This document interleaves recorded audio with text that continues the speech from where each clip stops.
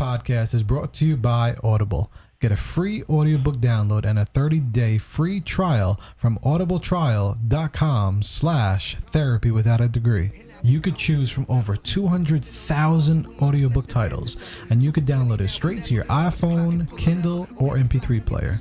Some of my personal favorite audiobooks is 10X by Grant Cardone, The Secrets to Success by Eric Thomas, and Sleep Smarter by Sean Stevenson.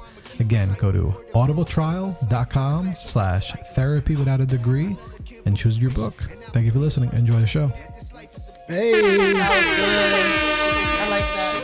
Turn these lyrics into full clips in order to hit. Word to SP, I got this if you ain't got Yo, it first. check this dude Every out, single bro. beat I get, I put that thing in the hearse. Kicking knowledge is supersonic and healing the earth. We came from the dirt. The only thing that's promised is birth is that one day we'll die and rise to the sky, residing with the highest. I got my wings about a year ago, I'll be the flyest. Been sitting down for a while, I'm tired of being quiet. I feel like death's around the corner, so I'ma start a riot. Young kids, get your book game up. Just know these phony politicians got their crook game up. Fuck Trump, our country's lost, but in God we trust. Our leaders back in heat is just to beat us, no just us. Young fools shooting up schools, leaving parents to mourn and cry. They laughing at us with their evil eye. So till the day I die, I plan to motivate. Just ignore the hate. A lot of victims here, just check the slaughter rate and choose a side. Ride or just let things slide. I swear this place is tragic. Come take a walk, I'll show you what you lacking. We can make it happen and get you out the hole you feel you trapped in. Some dedication and a lot of action, that's the practice. They call us freeform leaders, yeah we reborn. Creators of this free world, seeking knowledge in its true form. We lit like matches, so we on fire. And then we rise from the ashes while we cultivate and inspire. I swear this need is dire, I swear the time is near. So if you hope you lend an ear. And if you lend an ear, then you can lend a hand. We can make a stand, turn the world into a place we understand. Now that's the plan. Hey.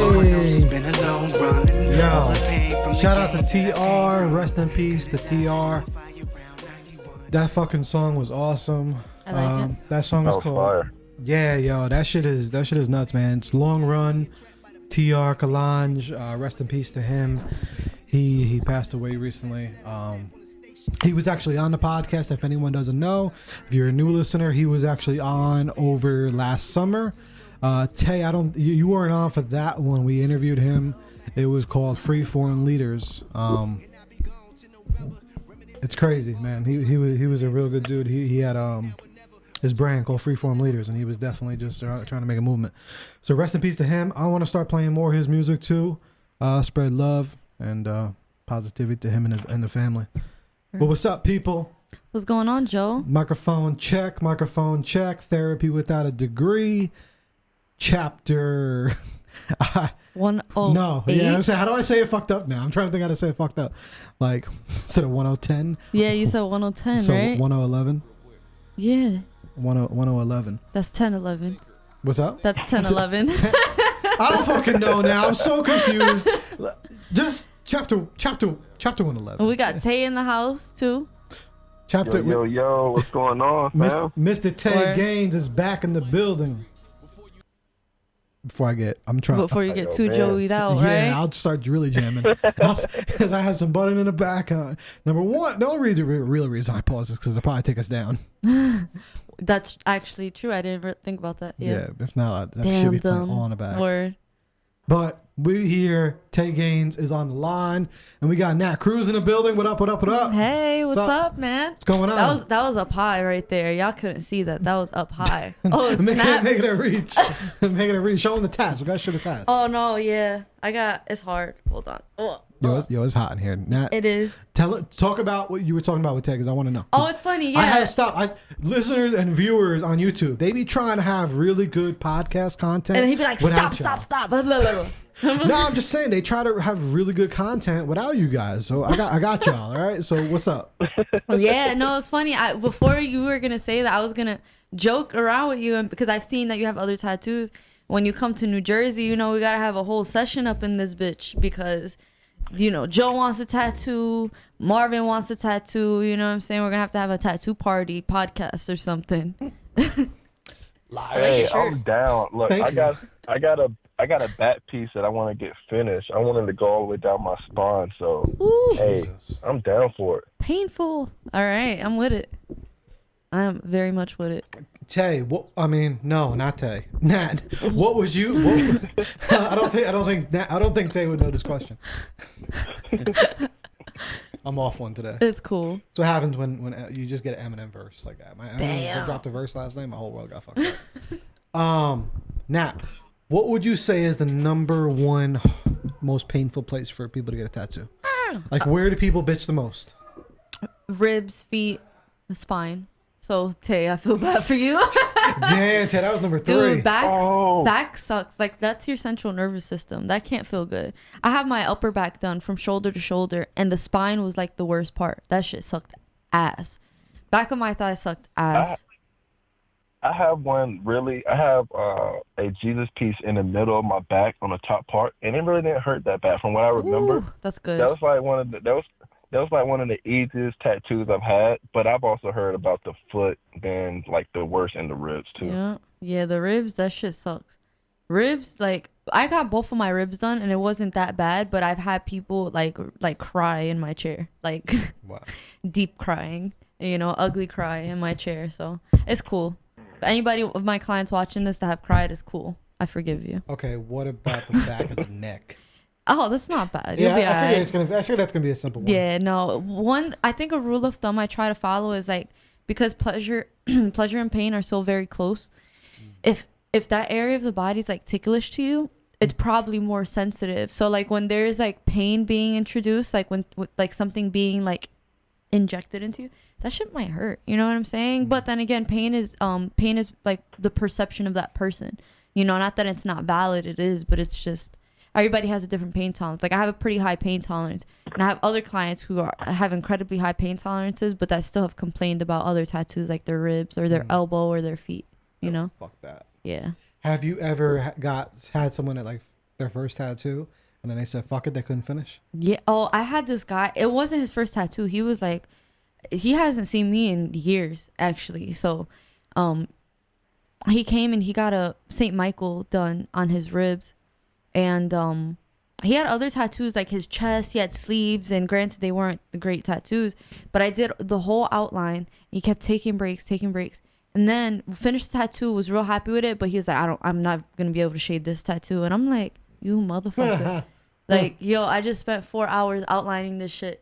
And it looks so weird without any shading. Like, if it's one thing if like you do a tattoo and it's meant to be outlined, but it's another thing when you're doing a tattoo in sessions, when the intention is to shade it in, it looks like a fucking coloring book. Like, so somebody that sees that tattoo, they're gonna be like, that artist sucks. And it's like, I don't suck. Like, this is just this person. He don't want to get this tattoo shaded. God damn it. So Word. It is what it is. I can't choke him. So not legally, at least. I can't. No. So what's like the longest session though? Like, what's like usually like one of your long sessions, would you say, with someone? I usually don't go over 6 hours. Now that's a long. That is a long time. It is a long time. That's like a full day session. I can't imagine getting tattooed for that long. It's a long time, but you know what? It flies by. But it is a long time. No, like, not for them. Well, it depends. To be honest with you, because I had a client. Like, one of my longest sessions to date is like a 16-hour tattoo, but that wasn't in one day. That was an accumulation over time. Like, you do 6 hours one session, and then you do another 6, and then maybe like 4 hours the last session, right? It's a huge tattoo. It's like from his chest to like his hip. And he sat great. Like, he did so good. And he was a pretty buff guy, and I feel like over muscle sucks. And he was like, when you went over like my waist, that shit, I gave birth to this fucking tattoo. Like, I'm like, you earn that shit. And that's what tattoos, you earn them. Like, you don't have to do it. People go out of their way to do it, So there's also this sense of, I feel like I don't know, when you get something like that, especially when you're going through pain, but you really, really want it, like after like a real big workout, you gain that. Like, you earned it, you know what I'm saying? And so you get to feel like a sense of pride when it's done. So that's why I like it, which is cool, because I feel like it's a sense of empowerment over your body. Like, you're really thinking deeply into the choices and the things that you want to put on your body. And it's so personal. Like, at surface value, somebody might see a tattoo and be like, oh, that's just song lyrics, right? but they don't understand what that song means to you, or what memories it triggers in you, or how it helped you heal through something. You get what I'm saying? And so like people might look at like some of my tattoos, oh, you have a naked woman on your arm, and I'm like, well, that's surface. Like you didn't ask me what it means, and I don't have to explain myself to nobody. You don't have to explain yourself to nobody. But I don't think tattoos are for everybody. Like you really have to get it into be in a certain mental state to be like, okay, I'm gonna scar my body with something, and then it gets to stay with you forever. So do you regret any of your tattoos? That's a good question. Because you get older. And Tay, what about you? Tay, I want to know I want to know your first experience with your first tattoo, and if you regret any. But now, what's when I was 13, I tattooed myself. And I did one of my own tattoos on my stomach. Well, when I was pre-puberty, I was like, for any new listeners or new watchers, when did you first start doing tattoos? I was 13 years old when I first started. 13 people. I was a kid. I was a fucking kid. I was a baby.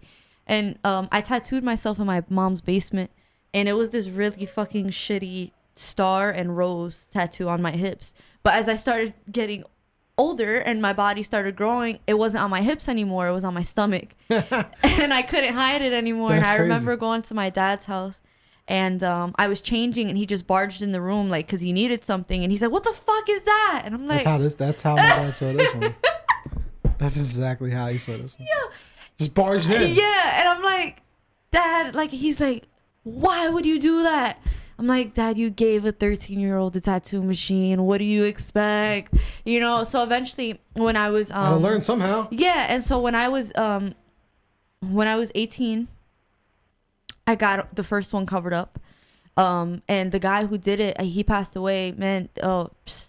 Yo, rest in peace, my dude. Like, yo, good dude. And he was great, and he did both of them for me. So I'm thankful I was able to get tattooed by him twice, and a couple other guys from the same shop, but they were incredible. So I was 18 years old when I covered them up. And so that was like, I only regretted it because it just didn't look good, and a big portion of like my personal confidence and my body image relied on that. Cause I was like I love my tattoos, but this shit don't look right. Like I'm, pushing, I'm going to be 18 years old. I'm a tattoo artist, and I have this shitty ass tattoo on my stomach. No. I got to do something else. And I went big. Like I got 2 big red roses over my stomach.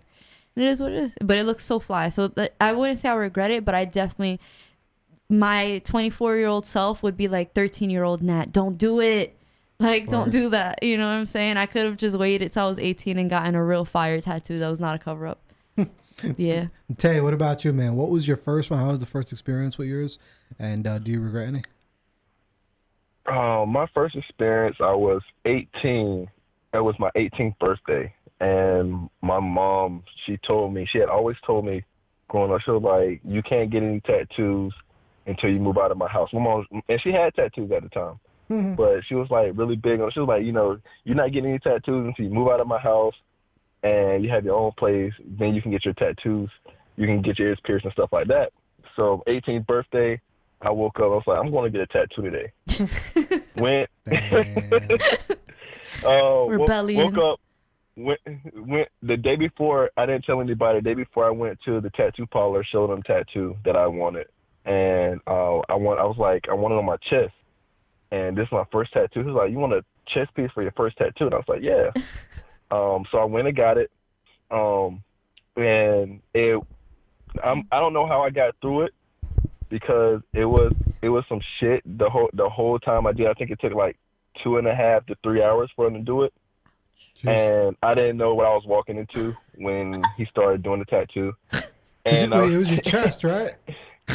Yeah, my chest. Oh, damn, my you done chest fucked is up. my very first tattoo. And that's a big one, too. Yeah, on men, the chest is like mostly muscle. Like that, I feel like when you tattoo over muscle, it hurts. See, I was smart. I'm a bitch with pain. I think it was worse than tattooed over muscle because I was a lot skinnier than I am now. So it was nothing but like bones. Your right fucking there. whole body was vibrating. It was just hitting your heart.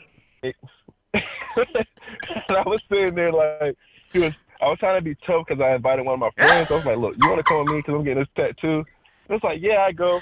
So I'm trying to be tough, trying not to say anything, trying not to really squirm or anything. And he was like, all right, I finished the outline. Now I'm about to do the shading. I was like, okay, this is going to be the easy part. Little did I know he started shading. And I'm like, yo, Your this skin's guy's on like fire. ripping my right. It was like one of the like worst pains I've ever been Oh, through. shit. But then afterwards, like Natalie said, I was like, okay, I was a soldier through my first tattoo, and I'm glad I didn't like shake or do anything crazy and really fuck it up. Mm-hmm. And far as tattoo, I don't regret any of them. I just wish that I would have got my back piece finished. The tattoo I had have on my back, You I can was still get it supposed finished to get though. it finished. Or Yeah, that's the one I want Nat to finish up for me. we're gonna Okay. make it happen, Word. man. So I was supposed to get it finished, and that tattoo. Only reason I got that one is because my mom actually. I took her with me the second time I got my tattoo. Oh yeah. Because when I went back home after the first one, she was like all sad because I walked in the house, and I was like, "Look," I just lifted up my shirt and showed her my tattoo. She was like all sad, and she was like, "Oh, you didn't take me with you. You didn't tell me anything." Damn. So I told her next time I went, I was gonna take her with me, and I did. Let her pick it out, Okay. and that's what I got. Nice. That's what's up, man. That's good. That's good. At least she didn't kick you out. Yeah, right. I've had horror stories with clients. Joe, what was your first one? My first one was up here. It was the Oh cross. snap. I Okay. got. I did that cross a couple times. He just like I did that same one. Like that's You got that off a flash sheet. I don't You know, picked yeah. it off the wall. That's I all. don't, nah, it was through the computer. It was the first one. I had the whole idea though, so I knew exactly what I wanted to do. I mean, I really love how it came Yeah. out. Because I have 2 candles, one on each side, going into roses. My favorite part is probably the roses. But I got my tattoo and my tongue piercing the same night. Joe had his tongue pierced. That's gonna be a picture of this. Yeah. Hell yeah, yo. I had my tongue pierced for years. That shit was dope. Really? I pierced my own tongue when I was a kid, and my fucking uncle damn near slapped the shit out of me. Damn. Yo, he ripped me. He's like, you pierced your own tongue. Your tongue could have fell out. Like all this shit. Yo, that shit was so Yo. fun to play with. Like Yeah. I chipped my tooth fucking around with that shit. Really? I freaking. I chipped almost that shit. did a couple times. I ain't gonna lie. Like that shit when you just smack it the wrong way. Yeah, ooh, that dude. shit hurts. If you got a metal ball, that shit ain't that's, sexy. That's what I had. I never switched it. Ooh, I the metal ones are the best though. The other ones just crack. Well, see, yeah, I tried switching it one time, but I got like a shitty one, I guess, with a design, and the design started peeling. Yeah, it comes off. And Yeah, that- I've had clients swallow balls. Hey, pause. Ball swallowers. Pause. It's cool. Listen. Nah, I'm just fucking around. But the material started fucking up in my mouth, and I'm like, that shit just feels so Yeah. fucking weird. So I put the metal one back in, and I had it in for the longest time, and I got so used to it until I lost the ring. I had to take it out. I got locked up one night. Joe behind bars now. Yeah, That's I got some crazy stories for y'all. When we really start getting into this podcast, and you know, I gotta wait till we get into the 200s to talk Yeah, about that to one start- time I got locked No, up. one time, two times. One time I got locked up over $3. Oh my god. I got locked up over $3. What? Yeah, bro, $3, and the cop didn't want to give it to me. So, yo, Trash. That was me in quota. Actually, all right. So the warrant was for a headlight ticket. It was because one of my headlights went out. I actually got pulled over twice that night. The first cop let me go. Whatever. Second cop, nah, he wasn't beat because I was in like a real white town. Like, nah, they assholes over there. They got That was nothing like, you're not white like us. yeah. They're not, you're not this type of white. You got a headlight out, yeah. You- bitch. So You white from the hood. yeah, they kind of know the difference. They just look at you, see what music you got playing. Oh, you got 97. It's over. It's a wrap. That's funny. So, fucking whatever. I had a warrant for a headlight ticket because I didn't pay the ticket. So then I had $7 to my name. I was a broke bitch, and you know they were like, "Yo, for the 10%, well, you need is $3 more. Like you could just do the 10% bail on yourself." I was like, "Yo, I only got $7 to my name. Like that's all I had." And I'm looking at all the cops and like, none of y'all gonna lend me fucking $3? And they're just like, They're assholes, dude. like they're acting like they couldn't do it. I want to know now. I want to know if there's anyone watching this, listening to this, anyone back there. Like, could they have just done that shit? Like, or is that like technically against the law? I don't know. They was meeting quota that night. That's what happened. Fuck out of here. I was fucking in a jail cell for a headlight. You know how embarrassing that is? Like, and then I had a cell too. Like, how do you, like, I almost felt like I wanted to lie. They're like, what are you in here for? And then for you're real. like, That's the question they all ask is when you in there, like, oh, so, you know, what'd you do? They all think it's like child support or some shit. Even I was young, but I always look old. You know, like, like child support, what do you do? Or drugs or some shit. Like, it's like, no, nah, my just headlight. Headlight ticket, something like. Get it? Double entendre? No. Yo, So- you're silly. So nah, but the dead ass is the truth. Like that's just so fucked up It is. that they dude. lock people up for that shit. Yo, listen, when I was pregnant with Mello, I had the worst sickness, like morning, noon, and night. And so we're coming back from a doctor's appointment. We're on Route 4 coming back. And we pull over the car because I had to throw up. So I'm throwing up on the side of the road, like just with the car just pulled over to the side. And the cop comes behind us, whoop, whoop. But he doesn't see me because I'm like behind the open door. That was really good. That was Like, good, right? I was- scared June a couple times with that one. He's trying to give the fucking guy a heart attack. So I bet you even had Marv double taking. Like, whoa. he's like, they coming up in here. Yo, yeah, and they freaking, and he was a rookie cop. So he was about to meet quota too until he saw my pregnant ass fucking belched over with mad throw up on the floor. He said, oh, no, I'm not gonna bother you. My wife is pregnant too. I'm good. Don't worry about it. And I'm like, dude, thank you. Like, well, you was gonna give us a ticket for being double parked. Like, chill the fuck out. You know what I'm saying? Yep, wild. And at least they didn't do it. On the upside, it was because they felt bad for me. I've always just had really bad luck with cops. Yeah. Like that same night that I got the headlight ticket or whatever.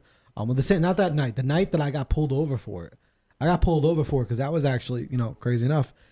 My grandma just passed away, and that was right around when her was getting bad, and the car was under her name, and she just completely forgot about the registration or just like I said, Alzheimer's was just kicking in, and it just was bad. So no registration in the car, just completely expired, whatever, and that was my car.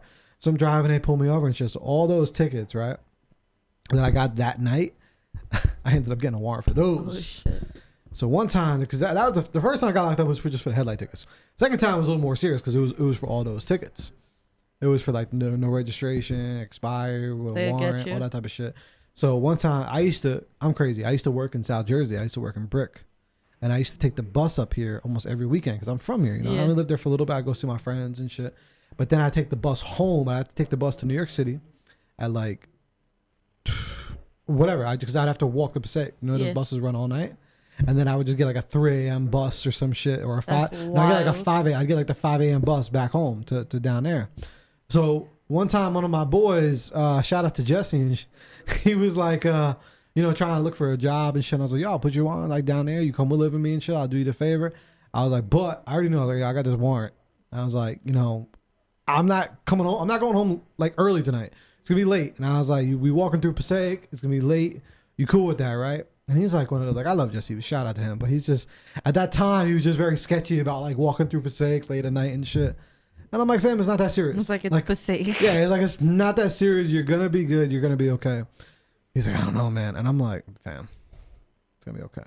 So, long story short, I walk, we had to walk from Lodi to Passaic. So we're walking through Passaic, 2 white guys at fucking 2 o'clock in the morning. They think you're in Passaic trying to pick up some fucking drugs. And I love Jesse, but Jesse just looks like he just wants drugs. Like he just looks like he wants drugs, and he looks like he does drugs, even though he's the coolest dude in the world, smartest dude in the world. And he don't really fuck with anything. Probably smokes weed, that's about it. But he just looks like that dude. So I'm like, I already knew what the deal was. So I'm like, Jesse, don't stop. No, look, we just gotta get there. Just walk. Don't walk too fast. So you have to know the type of speed to walk in the hood. It's like you know what I mean? Yeah, but there's a certain speed you gotta walk in the hood. Like, depending on the block, you already know what type of speed you got to walk on. I was like, you don't want to walk too fast, We get there. The second we cross into Passaic, Jesse's acting crazy. Oh, my God. Like, just acting just either, like, scared, whatever. Paranoid, so he starts freaking paranoid. speed walking. Speed walking, doing fucking jumping jacks in the middle of the sidewalk. Like, just doing just stupid shit. No jumping jacks. That was just improv. But just acting crazy. All right? So, whatever. Fucking, the cops pass us. And then it was just all over. It was just over. Then they came again, and they recognized me. They were like, oh, because they were the same cops that gave me the fucking tickets in the beginning. The cops remembered how to spell my fucking last name. Wow. They remembered how to spell my last name. They didn't even have to. They were practicing in the car. Yo, it was like, because they rolled past and they saw us, and I think they said something, where y'all going? Of course. We're going on a bus stop, this and that. I'm like, fuck, I'm good. Yeah. They drive away. All of a sudden, they come back. Boop, boop. The light. And they were like, yeah, you got one. I'm like, the fuck? Like, you didn't even check my shit. Yeah, I'm fucking. And they were like, oh, no, I just happen to remember how to spell your last name. I was like, you motherfuckers. Mm-hmm. So that was the second time. But at least in Passaic, they give you McDonald's. They give you McDonald's seats. So if anyone's ever Wow. poor out there and you just want to, you know, you need food and shit, just get locked up and say they give you McDonald's. That's some But off other the, I don't know shit. how we got from tattoos to Hey, Joe, what about to you? Joe's Had any story bad time. experiences with cops? I was about to tell Joe, man, for a white guy, man, you had some trouble with Yo, police. this whole Bro, time. it's not white. You're just, I'm white, but I don't have that card. Like, they didn't give me that card when I was born. I can't just pull that out. Actually, the times that I've dealt with cops, I would just say I got lucky. I remember one time I was going to Norfolk, Virginia. It was 4th of July weekend, and at the time it was me, my girlfriend, and my uncle. It was all going. I had just got my Acura. So I'm driving, and I'm balling, like going through Norfolk. And I was going over the speed limit. I just didn't know how fast over because I didn't even know the speed limit. And at the time I smoked, so we were smoking, we were smoking in the car. And I passed a police officer, and he was facing me as I was passing him. And as soon as I passed him, I saw him like pull out, and I was like, shit, he's about to pull my ass. Wow, and we're smoking and everything. Oh my god. So I told my girl, I was like, put it out. And I was told, I was like, look, put it in, I was like, put it in your bra. I would have put it fucking somewhere swallowed on you. it. I was like, no, hell no, don't swallow it. I still want it. It was still like almost a whole one left. And we had, He wants that shit for later. and right. And you already know. Like, Wait. Hold on. Pause. Even if she put it in her mouth, you wouldn't have smoked it after because we already had this toothbrush conversation. Right. I wanted to smoke that shit, and we still had another one. So I was like, look, put it in. I was like, put it in your bra, or like put it in your pants, or do something. Just put it there, and you will be good. Because I knew he was gonna smell it. So he come up to the window, and he was like, you know how fast you was going? I was like, nah, I was probably going like 10 over. He was like, no, this is a 35. Oh my god. He was like, this is a 35. You was going 85 miles per hour. Yo, oh like, my god. Oh shit. Nah, see. I was like, all right. That shit happened to me a long time. So he didn't say anything. He walked away. And I was like, all right, I'm cool. Like, he didn't smell anything. We're good. He takes my license, registration, walk away. He come back. He was like, when I walked up to the car the first time, I smelled like it was some marijuana in the car. He was like, so I'm gonna go ahead and ask you, is there anything in the car? So rewind. When I told my girl to put it in her bra, she said no. She was like, no, I'm not gonna do that. I'm like, oh fuck, okay. So to keep from everybody getting jammed up, I was like, look, I got a blunt over there in my ashtray in the door, and it's another one right there. Then he was like, all right, well, everybody step out of the car. No. I was like, yeah. He was like, everybody step out of the car. I was feeling like shit. I was like, damn, my ass is about to get locked up here in Norfolk, Virginia. No, I wasn't even in Norfolk. I don't even know what the hell I was. I was in the back part of Virginia. I wasn't even at Norfolk yet. I was like, I'm about to get locked up out here. And I looked like a typical black guy. I had on a UNC jersey and some Ray-Bans with dreads. My girlfriend's white, and I had another black guy in the back seat. It looked like a drug deal, like that was going wrong. Happening right there, on spot. And he searched like my whole car. Like he's searching my car. He finds what I told him was in the car, and so then he started going through everything. And he searched me and searched my uncle, but did not search her at all. Didn't even touch her. That was white privilege. Like she just stood there. White privilege. And like I said, if she would have kept it on her, I still would have had it. But no, she didn't want to keep it on her. She wanted to say no.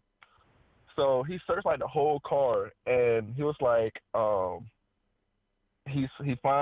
had more in my bag. I forgot it was in there. Had more in my bag. That's the worst. And yeah, then he was like, so, and what made it even worse, it was in a medicine bottle.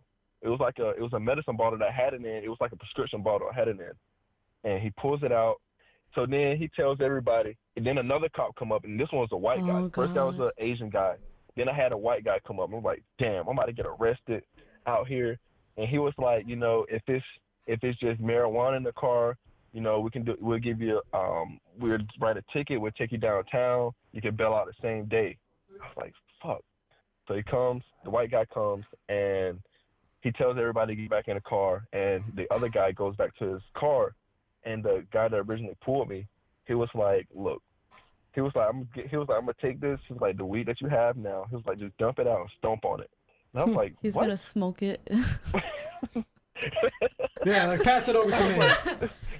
It just what? I was hoping he'd like, you know, I'm not gonna, you know, just keep it. But he was like, take it out and stomp on it. I was like, huh? He's like, Stomp on it? A-Town Like, fucking shit. stomp on that shit.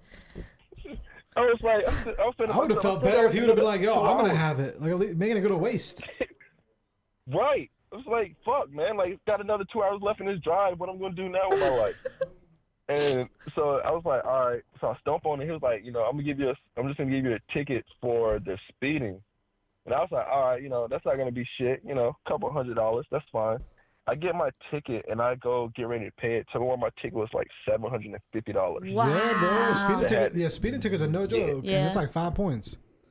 Hell I was fucking yeah. like, yo, ridiculous. And I say that was like the craziest experience. I had a couple other experiences with police officers having to do with marijuana. But I will say that I never had a marijuana charge, ever. Okay, word. Thank God. So I lucked up, I guess. I got like the cool cops at the time. Yo, everyone that's watching on Facebook Live, if you hear like a random silence, it's because we got Tay on the line. Tay on the They phone. can't hear it? Nah, they can't. They can't hear it. So they just hear like silence. So then we're laughing, Yeah, and they're they like, just- "What the fuck are what you guys laughing at? at?" Word. And no, we did not do that topic yet. We're waiting for Zane, man. Zane's been MIA. We don't know where Zane is. Does Zane have any tattoos? No, he doesn't have any tattoos, right? No, he's the only one in the group that doesn't have a he tattoo. doesn't have any tattoos or kids. Yeah, word. Like, yo, I think we you should just tat him. Totally without his consent. No, I can't. Just totally. That goes outside of my value system. No, I'm just I'm all fucking with about you. consent up in this bitch. just do a Z on him. Guys, I'm- remember, consent is sexy. I think that's what he's gonna get though. Eventually, Just put a I think Z. he's gonna get a Z. on the back of his neck, like right, like in, like a barcode. Just put it like a Yeah. barcode and then a Z.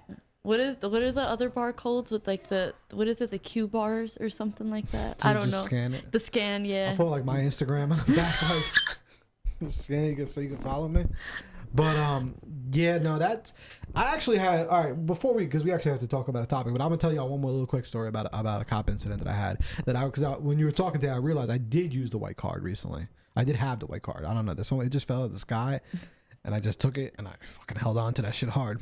They vilified your whiteness is what happened. Oh yeah, I think it was only because the car that I was in, and I think because I had balloons. So. Did I tell y'all about this story? No. No. This was very recent. Nah, I The didn't tell cops you? and balloons. Yeah, I didn't tell you. Oh my God. I probably told Zane. So this just happened in March. This happened March like 12th, something like that, right? So I'm driving to go see Jaylene, and I'm driving in a fucking rental. Oh God. And I'm in the middle of nowhere, like 3 hours out, three maybe 4 hours out. And I'm going with the flow of traffic. I mean, I think the speed limit is 75 because it's like it's like Route 80, your main highway in upstate New York. And I'm going like literally with the flow of traffic. I'm maybe going like 7 miles over or something like that. So I get pulled over. And he's like, "Oh, okay, what's up? You know, I'm just pulling you over. You speeding?" I'm like, "Speeding?" I'm like, I kept it real. I'm like, I'm just going with the flow of traffic, you know. And he was like, "Nah, you're definitely speeding." So then he goes to the back. He asked me, he's like, "What are the balloons for? And you know, where are you going? What are Going you to doing?" lure kids. Like, what the fuck are balloons for? Nah, Like, it's just I remember he did ask me. He's like, "Where are you going? What's the car?" Because the car is at Massachusetts. You know, when he saw my yeah, license, because he it's saw his random Jersey. plates. Yeah. So I'm like, "Nah, I'm going to see my little one. It's her birthday because I was going to see Jay, and I was like, it's her birthday, so that's why I got all the fucking balloons." He's like, "Oh, you can see back there," because I think he was trying to give me like a destruction of view type of ticket. So he goes back to the car, and he takes too long. You know when they take too long, like there's there's a certain time frame. I think it's about in your mind. It's just in slow motion. It feels like it's a minute, but it's only a good maybe 25 seconds. Usually it takes them 25, 30 seconds for them to go there, either just run it, give you the ticket real quick, and that's it. He was back there for a good minute. A good minute, and I was like, "What the fuck?" And I'm like bugging out because I'm like, "What's going on?" You know. So he comes back and he was like, so 2 things. I'm giving you a ticket for the speeding, blah, blah, blah. And your license is suspended. No. He was like, your license is clearly suspended and your access to New York is revoked. And yeah. And I was like, oh, I'm fucked. Like, I'm like, just I'm going to jail totally- with balloons in my hand. Yo, for real. Like, I'm going to jail. This car is getting impounded. Everything. Because remember, it was a rental. So I would have been totally fucked. Dude, you would have to pay for that shit. And like I said, the white car just fell. I don't know how. He was like, but I'm letting you go. And I was just like, and I just look at him.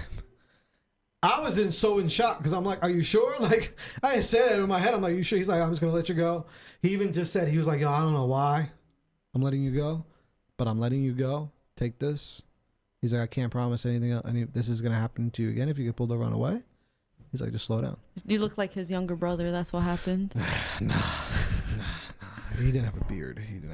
And nah, it definitely wasn't. I don't know. Maybe he felt bad because the balloons and I said it was her birthday. I don't know. Maybe because I was so far. You could have had drugs in those balloons. Oh, yeah, I could have. It would have been so bad. Like, I don't know. That to me was so crazy and so lucky. And God was with me on that one. Because, yo, if I would have got so many tickets. I would have got locked up. My fucking rental would have been impounded. Everything. I would have still been there. Yeah, They're like, oh my God. Yeah. Where? Oh. Hold on. He was making a new hoodie, my top. Yo, what up, Dakota? Now I still want to go with my tat. I'm scared though. Don't be scared. What are you scared of? Yeah, don't be scared. Just go and get it. All right, we were talking about tats over here. I'm about to get my tat. I'm not. I think I've said it on here before. I'm gonna get the tat on my back and my neck. It's gonna say I'm doing better than I'm feeling. Yeah. I can't wait for that shit because so many times you are feeling like fucking pure shit, but then you're doing better than that. You're not pure shit. Word. So I can't wait to get that, and it was also a tat that one of my favorite artists have, and the person that inspired this podcast, Mr. Joe Budden. What up, Dakota? Shout out to you, Dakota. You the man. But yeah, we're gonna get into your topic, bro. Once we get Zane here, whenever Zane decides to get back, we're just gonna brand him. We're gonna brand him with a therapy tattoo and a Z tattoo. Damn. That's it. Live. Live right here on the podcast. Yeah. I'm gonna have to bring my stuff, y'all. Word, I'm with that. So if y'all have any topics too that you want us to get into, send them over here if you watch on Facebook. Also remember that this full episode is going to be on YouTube. Shout out to everyone that is watching on the YouTube. Subscribe if you're watching this. Hit that bell. There's a little bell right over there. Hit that. We also been having some really other dope content on there. We've been having the Throwback Failure Thursdays on there. A little different commercials, bloopers. Nat just fucked up a bunch of videos. Oh my God. I'm going to make those all into bloopers. All of them. It's gonna be so bad. Yeah, I'm with it. I wish this would just scroll as. Me too, I don't but know why automatic scroll. Yeah, I don't know why it doesn't do that. We're gonna have to complain to Facebook. Yeah. Yo, Dakota, man, I know you said you wanted to get that hoodie, the camo hoodie. It's out. It's up. All right, go get that shit, bro. I think it was a pay week, right?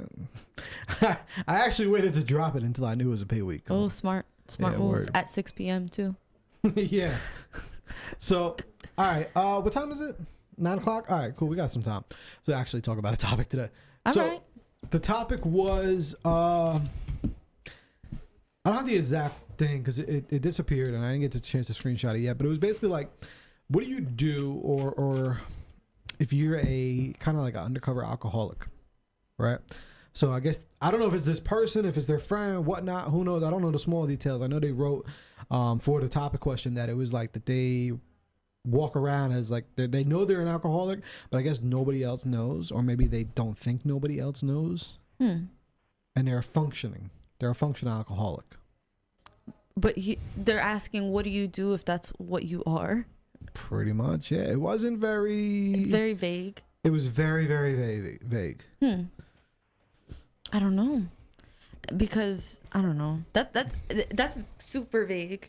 Like what do you do? Like are you're functioning, you're getting all your bills paid and doing what you got to do. I mean, you still taking care of your family. I mean, I don't know. I can't say like okay, that's a horrible thing to be, like a functioning alcoholic. There are worse things to be. There are worse things to be, but you shouldn't be an alcoholic. No, I don't condone alcoholism. No, guys, we don't condone alcoholism on the show. No. But Yeah, I mean, if you know that you're doing something to your detriment, I mean, it's time, it might be time to change. I don't know. Word. It's such a waste of money. I've had like family members who I've known were alcoholics, and they also knew it wasn't like they were. I mean, they would function until they got pissy drunk. You know what I'm saying? But what made them stop wasn't necessarily people knowing. It was them wanting to stop. Like and having the support of other people. So who knows? Maybe if everybody else knew you, maybe you would stop. You know what I'm saying? I don't think that shame is the way to make people stop, though. I think it isolates people oftentimes, and who knows if they know or if somebody else knows that they're an alcoholic. I mean, it really depends on if it's to your detriment, because, I mean, do they consider themselves an alcoholic because they drink all the time, but they still get certain things done? I mean, I don't know. That's hard because they might self-identify as an alcoholic but not be technically an alcoholic. It's hard. Maybe not have the most common traits and personalities. It's possible. I've seen people, say, "Oh, yeah, I'm OCD," and I'm like, "But are you?" You get what I'm saying? So they self-identify, like, not to get misconstrued as like if you identify as like something else, like if you identify as a man or a woman or gender fluid, like that's if you feel like you're in alcohol but like you go to get help and they're like, actually you're an average drinker and you still get stuff done and whatever. Well, what if he's having like a 12-pack a night? I couldn't say that that's a good thing. I mean, I can't say that's a good thing. But he's fine. You know what I mean? Because if you're saying you are, especially like with that, like, I mean, there's drug addicts that don't think they're drug addicts. Of course, yeah. So there's there are the other ways. Yeah, it does go both ways. It goes both ways. Like, you could be drinking, and feel like you don't have a problem at all. Yeah. Because or also, you might not see the issues with whatever it is. You know what I mean? Like, you might be fucking up a little bit at something, but you're thinking it's normal. So you're not noticing like that other people are noticing, but they're really noticing.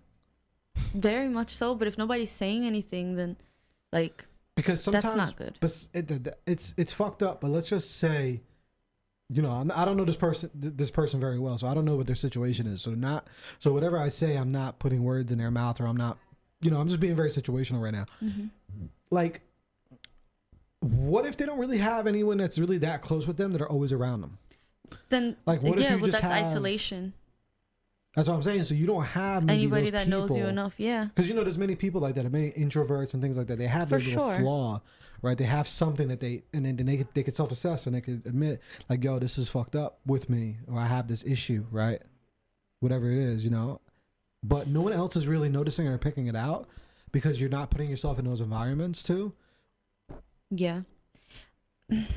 It's so that's a difficult, like, so for instance, like, you can still have a problem even if nobody knows that you have a problem, and of course, and nobody acknowledges it. You can still have a problem. Exactly. So yeah, that's super valid. And if he genuinely thinks that he's an alcoholic, like you're having a 12-pack a night, what is the problem? You know what I'm saying? Like, if you feel like, damn, I'm an alcoholic, I need to stop this, like, then it's obviously messing with your mental health, and there's something that has to change.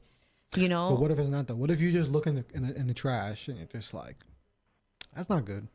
Like, I know sometimes some things aren't good for you. Yeah. But you still do them, and maybe you're not. But why do you do them? Because of comfort. Yeah. You know what I'm saying? And so it's getting out of that comfort zone and like really self-assessing and doing something about it. Because like, for instance, when it comes to like alcoholism, right? Like, you physically have to leave your house to get your alcohol. Whether you have to walk or drive, you're gonna leave your house at some point to get more of it. You chose to get up and leave your house to get more of it, but you're not choosing to stop after you have a problem. So, and this is us. I mean, we're not alcoholics, so we could be like, why not just stop? Yeah. But for them, it might be difficult because they might be dealing with mental health issues. They might be dealing with depression. They might be trying to push something down trying to use it as a coping mechanism. Yeah, it's never just that. Like, again, like what we spoke about this before. those things, like drug abuse is a symptom. You know what I'm saying? It's obviously a problem, but it is not inherently the problem in itself. Of course. Right? So it's what is causing them to go that route. So I think about that. You know, maybe there's something that they're not dealing with. Just stopping drinking alcohol is not going to cure the problem. What is it that you're running away from? If you feel like you're an alcoholic, why are you an alcoholic? What sort of traumas have you dealt with in the past? And they don't have to tell you. They don't have to tell anybody. Like, they have to heal in the way that feels safe for them, whether it's talking to a stranger, a therapist, or maybe just a close friend. You know, getting yourself out of isolation can be super difficult, but it can be so useful to your mental health, and especially getting you out of those things like that constant need to want to, especially like with substances, like putting something in your body to alter your state of mind so that way you can feel better.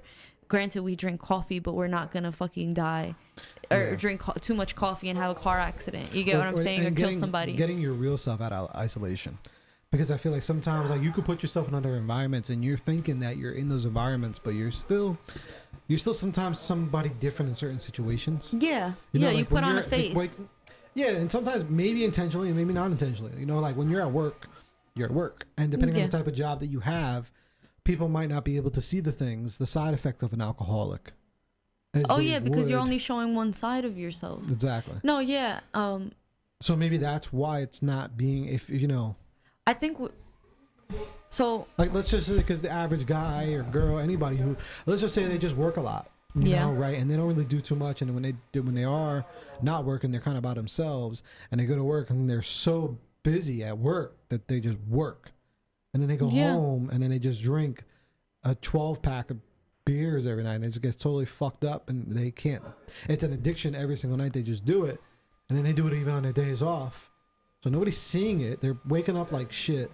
You know, they're going to work probably hungover, but then they're so busy at work that they're not really thinking about it. Yeah, they're not worried about it because they're busy. You know what I'm saying? But the moment you're not busy and you have free time, you're drinking, then that's a problem. So, exactly. Hey, Tay. Are you here still? Yeah. Hey, what's your take on that? Like, to the person that self-assesses themselves as an alcoholic, right? But nobody, or they think nobody is aware of them. What advice would you give them? My first advice is I look at, well, of course it's two different things, but I look at alcoholism and smoking cigarettes kind of in the same boat. Reason being is because both, you know, it's unhealthy for you. Cigarettes are just unhealthy in general, but, you know, having a drink every now and then it's okay. Mm-hmm. But like you said, when you go home drinking a 12-pack every night after working, that's when you realize you have a problem. I think you should, I don't ever say just quit cold turkey, no matter what it is. I think you should, you know, try to wean yourself off of it. Maybe when you get home, try having one beer. Mm-hmm. But then again, there's some people where if they have one beer, next thing you know, they're like, okay, well, I had one beer. It's a slippery slope. And it's like a trigger. Mm-hmm. Yeah. It's like a trigger where next thing you know, they want to just have another beer, then another beer, another beer. I think when you get to that point where when you feel like, okay, when you see it yourself, because people see it before you see it yourself. When you see it yourself, and thank you to the person that actually sent in that question, because that means whether it's you or somebody else, and whoever sees it, you know, they see it in themselves. So that's like the first sign of getting better, you know, because you see the problem and you know what the problem is. So next step is like working on your problem. Yeah. I never said, you know, something I never do is suggest like finding an alternative, because a lot of times when a person finds an alternative, that alternative becomes that new addiction in a sense. Yeah, and they haven't dealt with the problem. Exactly. There have been plenty of times where people got off drugs and started working out, for instance. And next thing you know, they don't do drugs anymore, but they work out so much that it's like an addiction to them because they give them the same rush that they got when they was on drugs. Mm-hmm. So I just look at it as finding like moderation. You know, if you want to have a drink, some people can't do it. Some people just can't have a drink because it brings them back in that hole. But, you know, have one drink, or, you know, limit yourself, or, you know, distract your mind positive reinforcement to distract your mind Yeah. that keep you from falling down that hole. Yeah. No, I agree. I appreciate that. I agree because, like, when I think about it, I think about coping mechanisms. The first thing I think about when I see or I hear somebody has a substance abuse problem, and a substance abuse problem to their detriment, I think coping mechanisms, right? And so with drugs like that could kill you, or slowly killing you. that can slowly kill you. Like, they are slowly killing there's you. Any drug slowly killing you. It's soothing them in a way that's immediate, right? And it's like there's so much work that has to be done. There's so much unpacking that has to be done when you're dealing with your own traumas, and then then kind of unpacking all of that trauma in a way you can relive it. You know what I'm saying? Like, there's so many different ways to deal with that people experience PTSD. PTSD is not only for people who've experienced like war. People have PTSD from having sexual assault. People have PTSD, maybe from seeing something happen to somebody, triggers and things of that nature, So how are you dealing with those things? And there's a number of ways that I think we cope with things, from, let's say, having a blanket that we've had since we were a kid and using that as a soothing mechanism, all the way to the super extremes of, doing like heroin and like popping pills and, doing alcohol. And so when I think about it, I think of coping as a spectrum, right? And there's, like we had talked about this a while back, but there's things that are detrimental and then there's things that are useful, right? So there's things that you can do, like you can soothe yourself by rocking yourself. You're not going to rock yourself to death. You get what I'm saying? You're not going to listen to music to death. You're not going to, drink yourself into oblivion with coffee, right? So how are people coping? And I think at the core of it is that, because I also think about generational trauma. So maybe we haven't learned good coping mechanisms, and it's not our parents' fault that they didn't teach us either. You know what I'm saying? Because coping is not taught in school, and oftentimes we learn stuff, unfortunately, because it really has to do with mental health. When we deal with something strenuous or traumatic, how do we deal? Right? An infant cries, they get fed, or they use a pacifier, or they do something that brings them comfort. That's an extension of an adult. That child eventually turns into an adult, so how are we dealing with the things that bring us the most stress, right? And so when it comes to programs or things, because I don't think that there's a one size fits all solution, and I agree with Tay that you can't just like replace one addiction with another, right? So we have to learn how to cope and find things that work for us, and those things change over time. Painting or drinking coffee or running on a treadmill might work for you for 10 years, and fucking year 11 that shit don't work no more. And you got to find a new way to help yourself, so we're constantly changing, and I think knowing yourself is going to be at the forefront of it. Self-assessment, finding safe places to talk to people about it, and really learning different mechanisms of coping with stress that are not going to kill you. So shot dropping gems, and that's all true. And I want to second that what Tay said. Like, I thank you for even speaking up about it. I mean this person did not say that if this was them. So I do want to say, it could be anybody. It could be their friend, could be whoever, but whoever it is, it all still matters. Everything what we're saying. If it is you though, no matter what it is, like, thank you for bringing it up. And if the person did acknowledge this, whoever this is, if this is you or whoever, that's the first step. You know what I mean? For real. And then you go from there. Just dig deep. That's the best I can really say, to figure out what it is. Like, it could be something simple too. Sometimes it doesn't always be that deep. Sometimes it could be you're just bored. And it's just like, something to do, something that like you need to do that's useful. Like, but I'm saying some people I think could get, especially with alcohol, like, I hate, like, people would hate me because if I had any, like, if I was like a mayor or president or some shit, I would make drinking age like 25. I don't think that's an issue though. Like, I think that's pretty reasonable, to be totally honest with you. I would never, it's to me, it's mind blowing that you could fucking be legally able to drink while you're still in college. Like, I get it, you can start college at any age, but the typical, like, American whatever ages to go to college. There's a whole culture behind that shit, though. Yeah, but it's to me, it's fucking nuts. That's a whole other conversation. But it's like, especially with drinking, I think because drinking is a little bit more acceptable.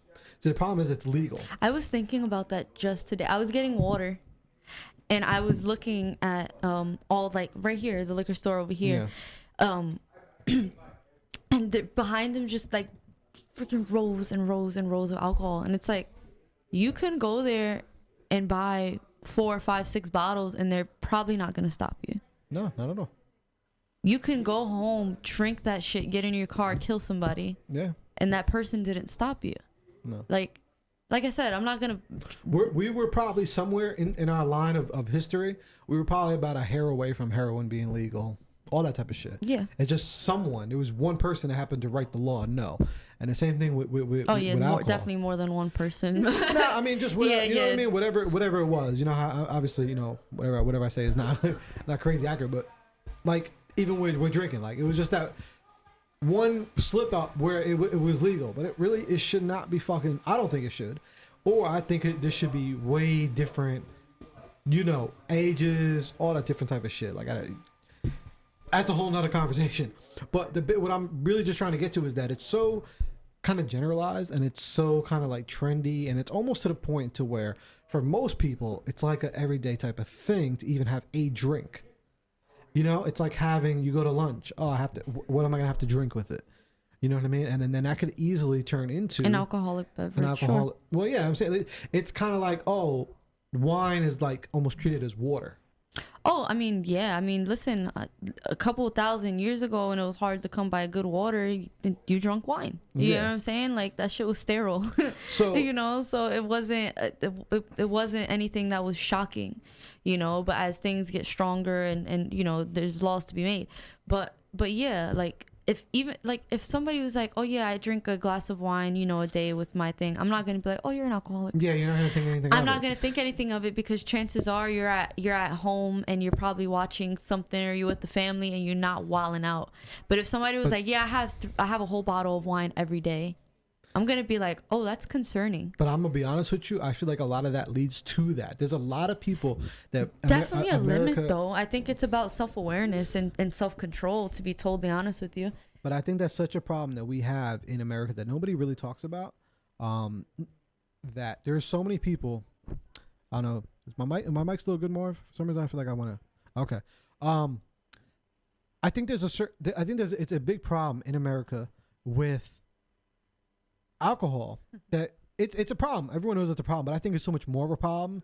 I think there's so many functional alcoholics, and I think there's so many people that you think that they're just having a glass of wine or two after night when they go home, but I think they're probably having 6 because it's legal. It's different, like 6 glasses of wine. Or you know how many? If you ever just to watch, like you ever just kind of watch at like a liquor store, you know how many people just get out of work and buy a 6-pack every day? Oh yeah. And that's a normal thing. Mm-hmm. They just get out of work, they buy their 6-pack or their 12-pack, or they buy a 12-pack for the family, you know, for the husband and wife, and they drink that every night. You're a fucking alcoholic. Yeah, no, that's a lot. I can't have 3 beers a day. But there's a lot of people who, like, it's an America type of thing. You know, there's people. It's every night. It's a bottle. Yeah. No, I could see. I definitely don't think it's confined to an American thing, but I get what you're saying. Whatever. I'm just saying. You know, I don't know anywhere else. I'm just talking. Yeah. No, I do think though, because like for instance, like in Italy, wine is a thing. Like they have that shit all the time. Word. You know what I'm saying? Like they have some of the. I love beer. Great. Good for you. Hey, Bobby. Shout out to Bobby, bro. Okay, I'm pretty sure it's cheaper to get vodka than water in Russia.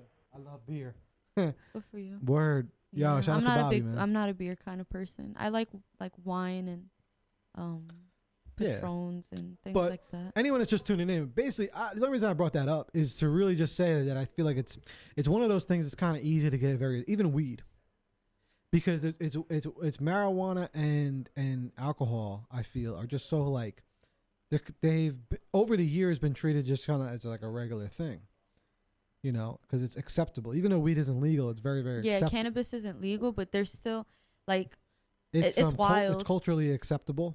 For sure. Like it's not like if I told you it's yo, culturally go acceptable to like kind of like I think in smaller circles for sure, but like not even that small. I think it's gotten no, I'm saying it's huge, but what I mean by in like smaller circles is that we could say it's culturally acceptable, but people are still, black and brown folks are still disproportionately getting locked up and thrown in jail and killed by it. Of course, you get what I'm saying? The war on drugs is still this continuous thing that's happening over and over again. Is that? Oh, Phil. What's he saying? He's sending us pictures, probably from the photo. It's fire. Her phone's about to blow great. up. It looks great. So when it comes to that, like, you know, personally, there's like, we've had this conversation before, there's a lot of drugs that I think that should be legalized, regulated, and decriminalized, because too many folks are getting thrown in jail, you know, for this fucking bullshit war on drugs. You know, like even the word like marijuana, like that's war on drugs, reefer madness shit right there. Because cannabis at one point in America was cultivated on land, and if you didn't have cannabis on your land, like hemp on your land, you would get fined for it, because you can use every single part of that plant. You understand? So to also on the other end to say, oh, it's just a plant, it's like poppies are also just a plant. You could fucking die. You get what I'm saying? If you eat enough of a particular type of poisonous mushroom, you will die. So to just sit here and be like, oh yeah, it's natural and all, like there's shit that's natural that kill us, you know? So I don't think that that's a valid argument. Just because it comes from the earth, it's good for us. Like there's plenty of shit that comes to the earth that's good for us. There's a big portion of this earth that's inhabitable to human beings, right? Hold on. So got some good comments from the live. Exactly. So word. Yeah. You know, it's definitely self-control. And I think that's normal. I think that's the average, because I've gone months and months without drinking, and I'll be like I'm a lightweight, because I'll drink like a glass of wine and I'm like, oh, I feel like I'm sauced right now, you know. And my friends make fun of me, but I'm like, I don't drink like that, you know what I'm saying? It's social, you know what I'm saying? But because it's social, and because like I said, it's socially acceptable, I think it's so much easier for people to get addicted, because it's just like it's okay. Like if I were to go tell you right now, I'm gonna go buy a 6-pack, you know, like, or I'm gonna go have, like, it's culturally acceptable, those two things. And I think it is so easy for people to get addicted, and I think it's so easy for people not to know that other people are addicted to it. Like, oh yeah. If you're not living in a for instance, like, because there are many different alcoholics. There can be abusive alcoholics. That's that when people know that. There could be there's the functioning one, and that's not even the alcoholic. There's people who, you know, are heavy drug users, and exactly. Yeah. Okay. So he mentioned the U.S. criminalized weed because it was going to put the paper industry out of business. So he's referring to newspaper. So there's a long time ago, I think it was like in 18 something, and you can correct me if I'm wrong as well, you can just pop it in there. So cannabis and hemp in particular, like I said, you can make so much from it. You can fucking make hempcrete. So you can turn it into string, you can turn it into fucking anything, because you're using every part of the product, right? Because you have male plants that don't have buds, and female plants that produce the buds, the nuggets, the weed that you smoke, right? And so they can be made in any particular way, where they're high THC or low THC or no THC or just CBD. There's a whole thing to this. But what he's referring to is there was a newspaper company that they were in competition with another company, and it was going to cost them too much. Exactly. Yep. Paper products. Yep. Absolutely. That's good with this shit. Yeah. And so she's our fact check. I don't even need to Google the shit. Yes. Like for history wise and stuff like that, I don't Google. I net.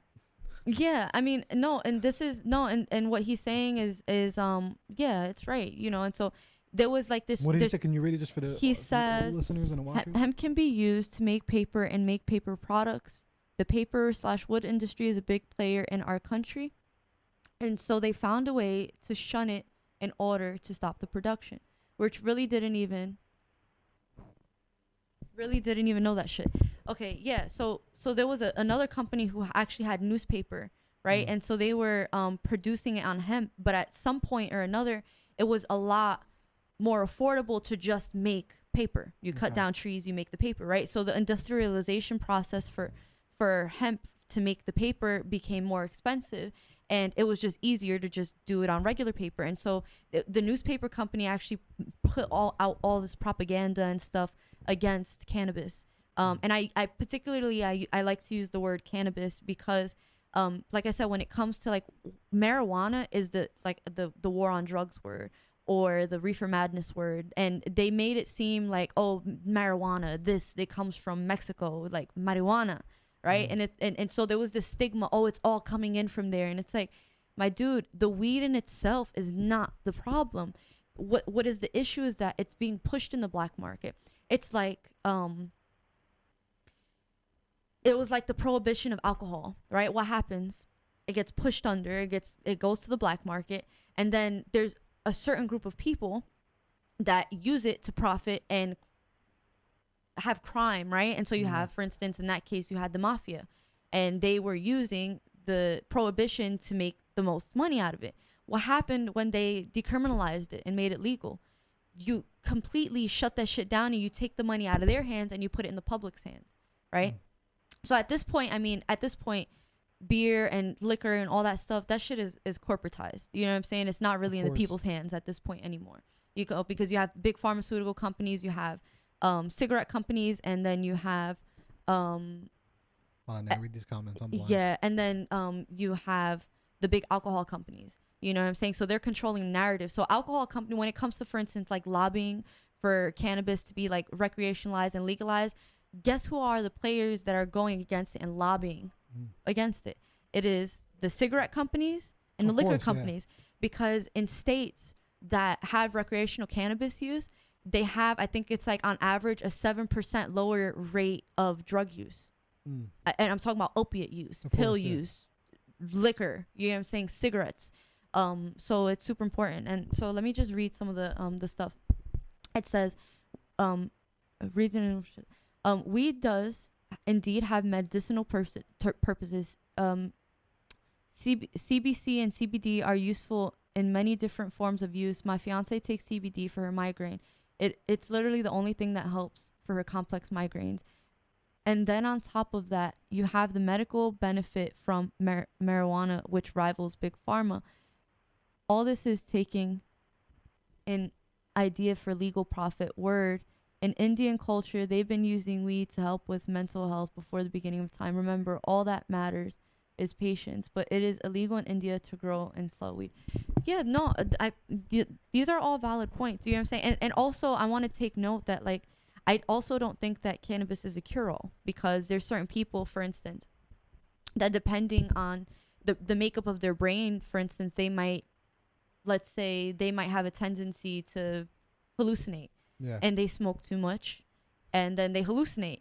That person might be not a person that might want to use THC, because THC is the component that actually makes you hallucinate, or it's the psychoactive component. Word. So you have the two components, and then the CBD. Everybody's different. One's good. Everybody's different. But CBD, what's so great about it is that you don't get high from it. It's the non-psychoactive component part of the drug. It's the therapeutic part of the drug. It's the part that makes you feel good. So psychoactive doesn't necessarily mean it makes you feel good. It just affects your perception of things, right? When do you think it's gonna be legal? Me? I think we're already on the way of it. I think my biggest issue with the legalization of it is when it comes to corporations, right? So there's so many jobs that can be made from it, and we've already seen how it works in places like California and Colorado, right, where they have so much revenue coming in from it that they're using the money and they're putting it towards the schools and the roads and funding people. So I do think that we're going to be seeing it very, very soon. I'll read those in a little bit. Thank you. Tetrahydrocannabinol. Yeah, THC. So I do think that we're going to be seeing, this sort of coming to the East Coast, because I think we're only medicinal. We're not in recreational yet in New Jersey. But I do wholeheartedly think that it needs to be decriminalized, and anybody that has gone to jail for it, because again, like I said, the war on drugs has perpetuated and disproportionately targets black and brown folks and minorities over white people. And white and black people and white and brown people do cannabis use and smoke at about the same rate. Yeah. So what is it that's putting them in jail at a higher rate?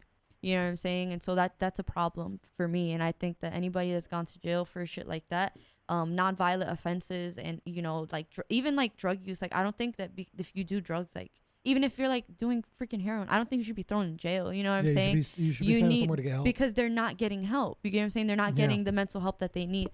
And then I wanna so I just wanna read what he said. Go up a little bit. He says, no, for every drug there is people who abuse it. Tylenol is legal, but abuse that shit and take 12 of them. That shit's gonna be the last headache you have. Yeah, no, for sure. You know how much cannabis you have to smoke and ingest for you to die? Word. It has to be within like a 24-hour time frame for you to eat all this shit. It's impossible. You can't do it. You'd fall asleep before you finish. They have that type of stuff with everything though. That's wild. It's just certain things I do think we need changes to. Like I said, for me, alcohol, I would change that shit to 25. 21, too young. But Tay, anything else you got, man, for the gentleman that sent in the topic? Any last things you think you could drop for him? No, man. Natalie threw the whole dictionary at him. Yeah. Yo, I don't know how she does it, bro. I'm super passionate about this every shit. time. It's crazy because it'd be topics that I would never thought of, and Natalie just goes in, and I just be sitting here listening, taking notes. Damn. Word. Me too. I didn't even know that. Yeah, it's fuck ass Siri, ass Nat. Y'all are funny. I'm wrong sometimes, so I like being corrected. Yeah, but still though, it's like your percentages are pretty damn good. That should be a new section, as Nat. Yo, you're hilarious. Ask Nat. I'm with it. We just ask that'll Nat. be cool. And you just drop gems. Like, what gem do you have to drop for this week? That's what June does to me. Word. That's funny. Instead of Alexa. Alexa, that's funny. It's gonna be Nat. Mm-hmm. I'm with that. All right. But yeah, man. So just for the person that sent in that topic, regarding it, we went a little all ways. Yeah, with we this. jumped around. But for real, man, if you think you do have a problem, it's good that you acknowledged it, and it's okay. You know what I mean? As long as you just now make the next steps to change it. Because even if everything is okay, and even if you don't notice anything is wrong, something's going wrong. If you even thought that maybe you're an alcoholic, something's going wrong. Either your health is getting fucked up, you're slowly dying, you don't know it. Something's going on. Even if you think you're perfect, even if you think you're healthy, your organs can't handle that shit. It's just not cool. And that's just with everything. Even with me, shit, I'm overweight and I've been overweight, but it's fucking killing me. And I'm taking days off of my fucking life. So even though I can maybe get around, easier than maybe the most, I feel like I'm good, or, I get around easy maybe, you know what I mean? I do shit. That don't mean I'm fucking any better than another person that's overweight. It's still killing you without you realize it. Some things are just silent killers. Yeah. So that's one for you. So a lot of people have them. They're just different things, but you acknowledge it. So now we just got to work on the change, and it's hard. It's definitely hard, especially when something's a habit. Yeah. If it's a habit, if it's an addiction, if it's just something that you're comfortable doing. Yeah. Some things maybe aren't an addiction. Some things are just maybe just a habit. I do think there's a difference between a habit and addiction. Yeah, and I think my last piece of advice for that person, and anybody who's listening maybe needs to hear this. It's not Hey, shout out to my cousin, man. Shout out to Vincent. You the man. I think that every drug has the potential for abuse, but when taken properly, they can be extremely beneficial. Yeah, I completely agree, man. Some things are meant for certain things. No, I agree. I absolutely agree. Like I said, coffee is a drug. It alters my state of mind, but that shit, I really would need 5 gallons to kill me and dehydrate me. I know, I saw that. That was funny. But I think my last piece of advice would be consider a lifestyle change. I think about changing certain things, like you were saying, like, you know, it's a habit. I think about fad diets when I hear that. Like, you're just going to diet for a month. You know what I'm saying? It's not, we need a whole lifestyle change if you really want to make things happen and really push things forward. And that's to say, you know, for the person that's struggling with alcoholism, that does not mean that you're not going to make a mistake and backpedal one day, because you can be doing great and hit a fucking peak. And you know, maybe you're out with family and friends and then you get one drink, you know what I'm saying? And then it kind of keeps going on and on and on. So it's, it really has to do with just finding better habits and finding coping mechanisms and then changing a lifestyle, even if that means changing the fucking friends that you chill with. You know, 1,000%. because if your friends don't hold you Environment is accountable, if your friends don't hold you accountable, they're not your friends, yo. They don't love you. Word. Or like, but like with this situation, maybe they don't know. Tell them. If they, no, tell them. And because there's such an air of shame around it. Like, every one of us has things that we hide, you know, whether it's picking our freaking boogers or like, you know, or drug habits. Yeah, so sometimes you don't want to say it. Yeah, you know what I'm just saying? Because you feel ashamed about it. And it's like, you never know who might be going through the same thing or who could possibly help you, because like, yo, it really takes having that community to build you up and bring you to a place where it's like, you know what? Yeah, like I messed up, but you know what? I have people that care about me that are going to help me and help me deal with this. You know what I'm saying? Because at the end of the day, you got to make your own decisions and take the steps. But it's so much easier when people like are rocking with you. You know what I'm saying? And like holding you accountable. An accountability partner, yes. Yeah. And, you know, don't be afraid to ask. You know, it could be someone, it doesn't even have to be someone close to you. I mean, shit. You got me right here, man. If it's you or if it's a friend of yours, let them know. Hit me up. You know what I mean? I'll be an accountability partner with you. You know what I mean? We'll make sure that you stop or you lower the drinking. And we're also remember, you know, small steps equals great distances. Absolutely. I'm a firm believer in that. You know, small steps, little by little. You know what I mean? If you're drinking 12 beers a day, let's go for 11. All right, it really does make a difference, though. That's what I'm saying. That one less one, you do that for the week. Excuse me. The next week we're going for 10. You know, small steps, like they really will, because it's like, okay, you know, you didn't just start with 12 a day. No, you might have started with 3 or 2. So you have to work your way back.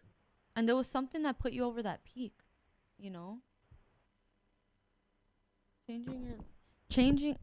Changing your lifestyle is one of the hardest shit you can do, because we all are creatures of comfort, and the moment you step out, your world is so small and it's scary. Yeah, no, change can absolutely be really hard and disheartening, you know, but with the right people around you holding you accountable, Word. It can make such a big difference. It can. Because like you're not gonna sit here and tell me if you're, you know, hanging around the same folks that you used to do drugs with and party with all the time, and they still doing that same shit, and you hanging around with them, you're not gonna do it. Yep. Because, you know, as much as we say, oh, you know what, yeah, I'm not gonna do it to myself, but why you at the party? Why you still hanging around in the trap house? What's going on? You know, like that doesn't, it's not a sustainable lifestyle. You can't live like that. Yeah, I'm gonna quote Jamal King. His Instagram is at 9to5millionaire. He always says iron sharpens iron. You know, if you want to be as strong as iron, get around some other people that are like iron. Even if you're not, even if you're plastic, go around some people that you feel are iron for real, and they'll sharpen you up. And there's always people out there, so never feel that, because you are never alone. You know, that's one thing I always want anyone who follows me, anyone who listens to me, anyone who watches me, to always remember that you are not alone. Yeah.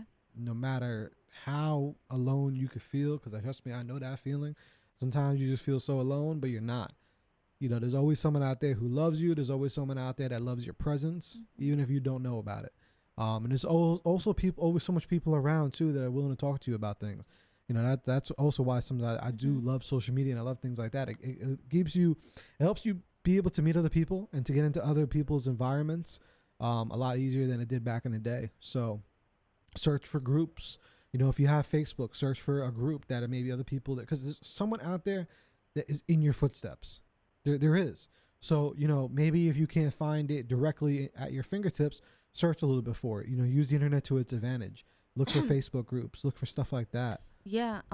And vulnerability is so powerful. Shout out to June. June's in the building. Hi. Hey. And vulnerability is so powerful. So like, you know, one thing I always tell my clients, like, there's so much power in sharing your story with folks. Yeah. And you know, you never, like, I think there's like 8 billion people on this world at this point. We're overpopulated, guys. With 8 billion people on this world, you're not gonna tell me that there's somebody else that's not experiencing something like you. No, there is. Find groups where you fit in. If you're Latino, maybe you might feel safer around other Latinos. You know what I'm saying? If you're Black, maybe you might feel better feeling in this safe space with other Black folks that have experienced things of that nature. You know, maybe like you come from a certain background, or, you know, they're dealing with something very specific. Like I was just recently looking for a therapist in New Jersey, and a particular kind of therapist, and I was like shocked to know that there wasn't any that I was specifically looking for in this area. You got to go to New York to find a very specific therapist. And I'm like, what am I like doing? Like, no, they're here. They're just not on this particular app that I'm looking at. Exactly. So sometimes you just have to really dig and look and ask the right people and find people that can help you find the destination that you're getting to. You know what I'm saying? Like, people, like you said, people that are doing the things that you want to do. You know, maybe they know somebody that you can reach out to. So it's worth a shot. It's worth being vulnerable and utilizing that to your advantage, because vulnerability is like a superpower. Exactly. And also with being vulnerable, same thing applies. Same term, small steps. You don't have to be extremely super vulnerable to everybody. No, obviously, it's choice, it's safety. You have to feel, of course. So you want to start small. Start when you feel like you have that person and maybe you could have some accountability from. You know, you don't have to go crazy in depth. You know what I mean? Like, there's some things that like y'all know that my other friends know. There's certain things like everyone's not the same. So just because you want to be vulnerable with somebody and tell someone what's going on with you so that maybe they can help you, don't mean you got to just spill out everything. You could if you want. Yeah. But you know, if you're nervous to do that, then you have to start there. Start small. Remember, small steps. Yeah. And I want to thank y'all too. I want to thank Tay. I want to thank you, man. Nat, I want to thank you. Zane, I want to thank you. Also, any followers, anyone that's in my life, Marv, that hold me accountable. Because, you know, I try to make sure that the people hold me accountable. I try to hold them accountable. So thank y'all for that, because it is very, very hard to find. It is. You know, and if you are listening to this and you are watching this and you have an accountability partner, maybe you don't think that they're a quote unquote accountability partner, because maybe that sounds corny, but just thank them, you know. Or if you have a friend who you feel like you could be their accountability partner, or they're going through something, maybe speak up a little bit. Yeah. Be like, you know what, I see you going through this. I see you struggling with this. You know, I want to be able to help you out. I would be down to be your accountability partner. Makes such a difference. And sometimes people just don't want to ask. Yeah. I also want to say shout out to, because it's weird how we got into this, but shout out to, I mention it a lot. I'm actually part of the Breathe University, Eric Thomas's online course. And I want to just shout out to them, because they're like, it's so dope. I've never met a group of so many people who are just so like hold you like accountable and are just like kind of there for each other in that type of way, like an accountability. They even have a call every day at 6 a.m. Nice. It's a 6 a.m. Eastern call, accountability call. So it's just like every day you gotta talk. Yo, what's going on? What are your goals? What is this? We're gonna hold you accountable. And then they'll be in the Facebook group like every day, all week. Like, yo, what's up, Nat? You good? You doing that? You on that? You doing that? No, and it's good because like just crushing those goals, you know? Yeah. What up, Kat? What's going on? My ex changed her lifestyle, which caused our relationship. Still bitter about it, but she is happy, so I'm happy for her. Yeah. You know what? We're gonna talk about that too. We're gonna talk about that topic, that situation when after a relationship and you feel bitter for them, but you also feel like happy for them at the same time. Yeah. We're gonna get into that, but thank y'all for watching. Thank y'all for joining. Nat, what you got coming up? I know you're busy. I know you got stuff coming We're up. We're also freaking busy. Word. Yeah. So actually, you know what? I'm glad that you mentioned that, because you just reminded me. So, next Saturday, in Belleville, at Rose Production Studio, I'm doing a complimentary. It's a Mother's Day paint and sip. And so I'm gonna be if you buy 4 tickets, which is it's really buy 3 get 1 free. I provide the wine for you. So you know, if you don't know what to get mom, you can go on to my Instagram, which is Nat Cruz Tattoos, or my website natcruztattoos.com, and find the event link. And it's $25 for one person, $40 for 2 people, so that's $20 a piece, BYOB. And for 4 people, it's $60, and then drink is on me. All right, so I'll buy whatever it is, whatever wine of your choice, and it's 2 hours, you know. So I personally, I think you should go with the double date package, 4 people, you know, for the cost of 3 folks. Yeah, like, word. why not, you know? So definitely swing by that, and that's May 11th from 4 to 6 p.m. Okay. Rose Productions. Yeah. Shout out to them. Oh, she's awesome. Tay, real quick, you there, right? Yes, sir. I want to test something out real quick before we wrap. Can you join our Facebook Live? Can you just like end the call and join our Facebook Live? I just want to test something. Yes, sir. Got you. Give How me would 1 he second. join the Facebook Live? He could. Watch. All right. Also, okay, Nat, what are you shouting out for this week too? Think about that. That's good. Think Well, you know what? I want to shout out. The month of May is actually Mental Health Awareness Month, if you guys didn't know, which is awesome.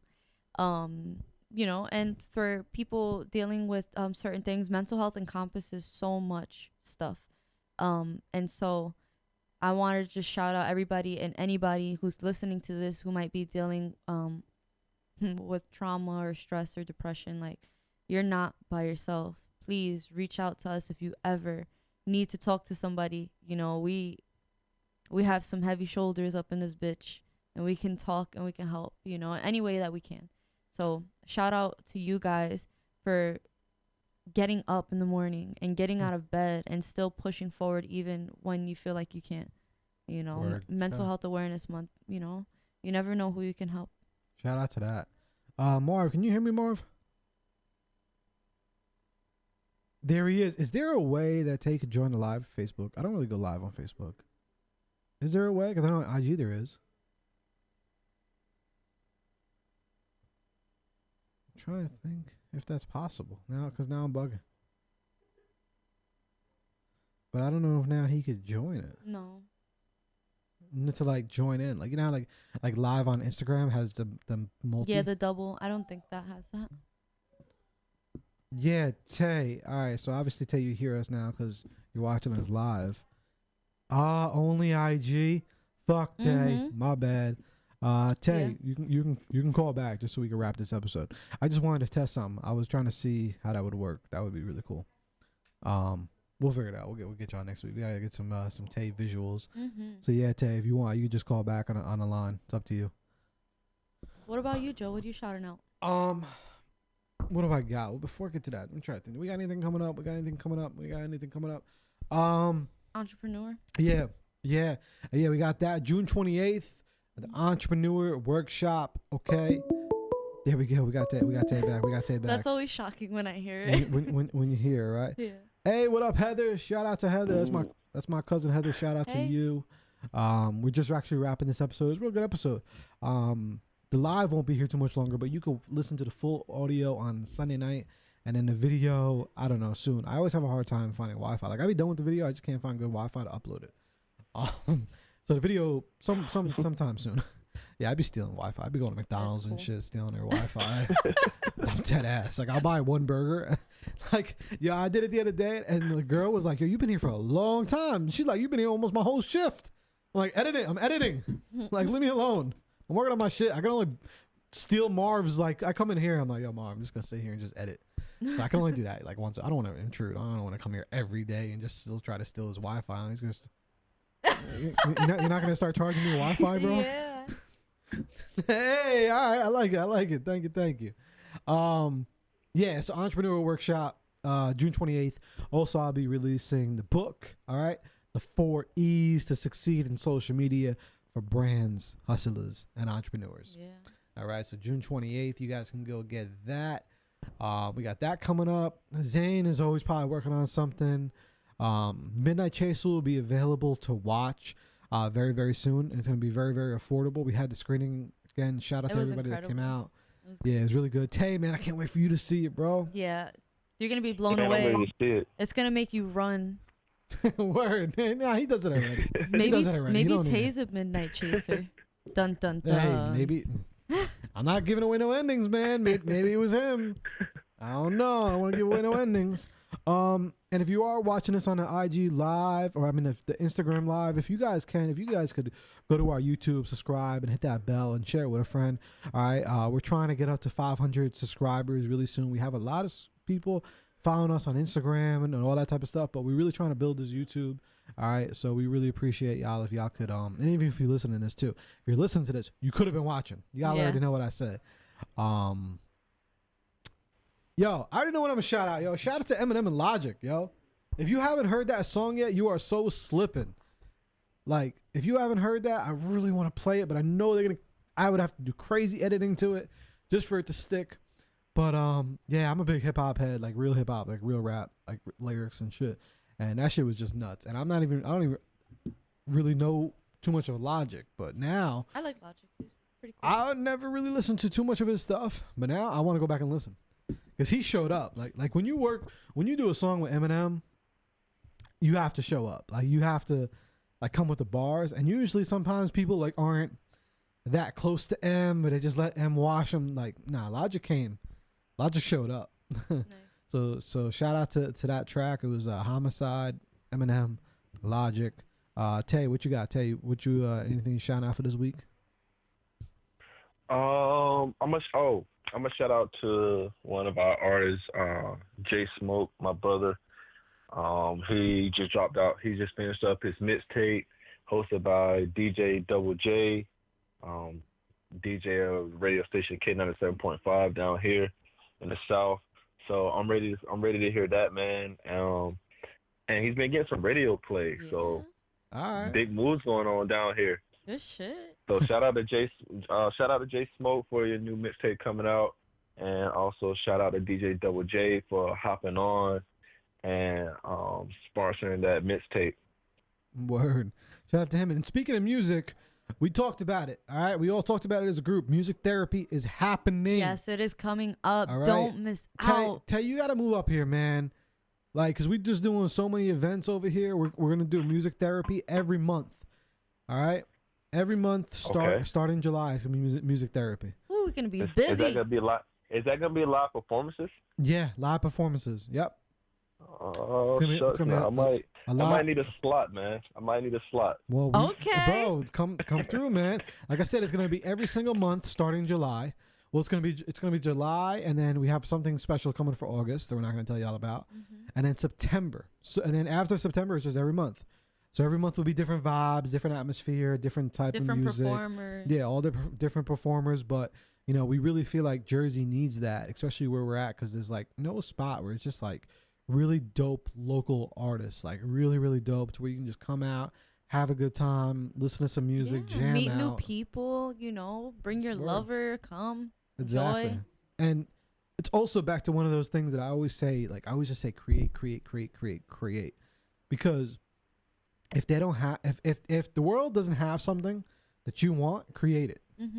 Like, I love concerts, I love all that shit, but you know, there's obviously a lot of them around. There's clubs and things like that, but it's never like the music I want to hear, or you know, like my choice of it or whatever. You know, and now guess what? I said, fuck that. We're gonna create it. Like, I'm gonna create my night out. I'm gonna create my own happiness.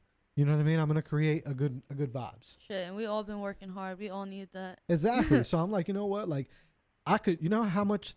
Like, number one, it's work and it's for the brand and all that. But beyond that, I'm just creating a fun night for me, like for the month, even for like all of us. Like, it's just another fun night. It's something we all enjoy. We're going hard. All of us, you know, we're all going hard, and it's like, how often is it that we actually get to enjoy that together? You know, exactly. Like we really don't. We'd see each other on the show, and then we're working individually towards something together. So it would be great to be all together at an event like that. Exactly, like I said. So if there's something missing in your life, absolutely be the creator of that. Word. No matter how hard it is, work on it towards it. But y'all, thank y'all for listening. Probably forgot something, but it is what it is. We out of here. Peace. Subscribe. Tay, love you, man. Peace. Yo. Hey, I love y'all too, man. Y'all have a good night. Word, you too, man. Good night. Word, peace. Hey, you. Stop. Wait, don't pause this. Don't end this podcast. All right, don't go nowhere. I know we just wrapped up the episode. I know it was a fire episode. All right, I'm pretty sure of that. But All right. I guarantee something that we were talking about in this episode, I guarantee there's an audiobook for it. All right. So whatever we were talking about, go on Audible, right? Well, first go to audibletrial.com and start searching for an audiobook for whatever we were talking about. All right. audibletrial.com/therapy without a degree. You'll get a free book. And I guarantee, even if we were talking about the toothbrush situation, even if we were going back in about that, I guarantee there is an audiobook revolving around that. All right, guys. So thank you for listening to the show. Go get your free audiobook.